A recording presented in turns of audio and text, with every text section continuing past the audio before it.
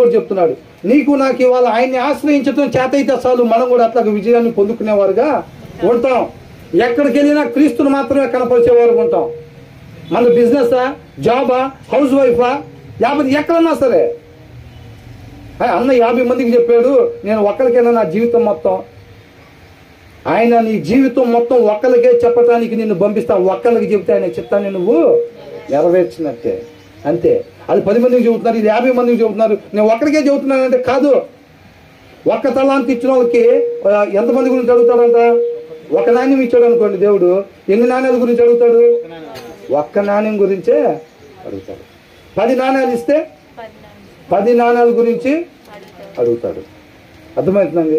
కాబట్టి 10 ఇచ్చిన వాళ్ళు ఎక్కువ, 1 ఇచ్చిన వాళ్ళు తక్కువేమీ కాదు. ఆయన ఎక్కడ చెప్పమంటే ఆయన వార్త నువ్వు పోయి అక్కడ చెప్పటం అంతవరకే. ఒక్కడే నిలబడి ఉన్నాడా?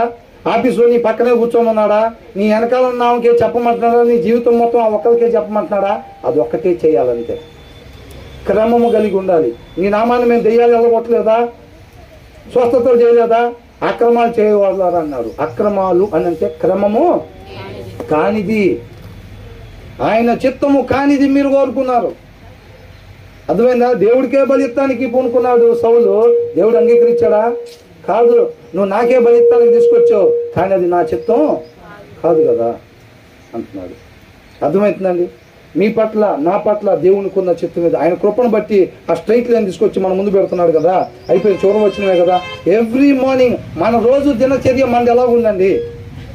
ఒక రాజుగా ఉండి సుఖ సౌఖ్యాలు కలిగి ఉండే ఆయనగా, అవునా? ఆయన కొదువైంది ఏమీ లేదు. ఆయన ఆలోచన ఎలా ఉందండి అసలు?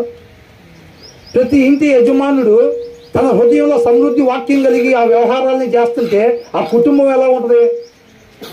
ప్రతి కుటుంబం అలాగ ఉంటుంటే ఈ లోకం ఎలా ఉంటుంది? అవునా? అది మనం పోగొట్టుకున్న స్థితి. అది మనం పోగొట్టుకున్న స్థితి.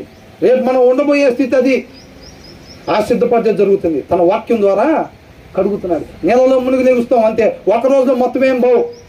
అప్పుడు దాకా మనం ఒకవేళ ఏదన్నా చెడ్డ మాటలు పలికే వాళ్ళం అనుకోండి, నెలలో మునిగి లేకపోతే తర్వాత రోజు నుంచి మాట్లాడకుండా ఉండలేవు. కాబట్టి నీ కోపం వచ్చినప్పుడు ఎప్పుడైనా అనుకోకుండా 1, 2 రావచ్చు కాక. ఆయన కృపాన్ని కోరుకొని ఆయన సహాయాన్ని కోరుకుంటుంటే అది తర్వాత నిజం ఆయన సహాయం చేస్తూ ఉంటాడు. తర్వాత ఇక నీకు రాదు. తర్వాత పాపాన్ని జయించటం ఎలాగనుకున్నారు? పాపాన్ని జయించడం ఇది పాపం, ఇది దేవుడు. మనం ఇక్కడ ఉంటాం. నువ్వు ఎంతగా దేవుణ్ణి ప్రేమించే దగ్గరికి నడుస్తూ ఉంటావో నువ్వు పాపాన్ని నుంచి అంతగా దూరం అయిపోతూ ఉంటావు. అదే రహస్యం, ఇంకొకటి లేదు. పాపం నుంచి మనం దూరం కావాలి.